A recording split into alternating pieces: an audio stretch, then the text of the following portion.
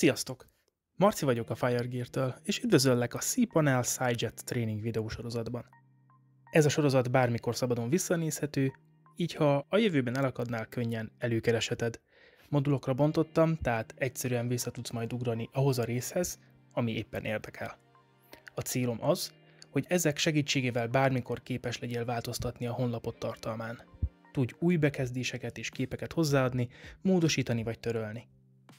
A videók úgy készültek, hogy elég részletesek legyenek a magabiztos önálló munkához, de közben kellően egyszerűek és gyorsan áttekinthetők maradjanak. Ha mélyebb ismeretre lenne szükséged, rengeteg forrást találsz online, főleg angol nyelven, de természetesen hozzám is bátran fordulhatsz. Akár egy újabb videó formájában, akár személyesen. A sorozatban szó lesz a bejelentkezésről, a cPanel és a SciJet kezelőfelületekről, a szövegek és képek módosításáról, és még sok más hasznos funkcióról. Ha valamivel már tisztában vagy, nyugodtan átugorhatod az adott részt. Kezdjük is el!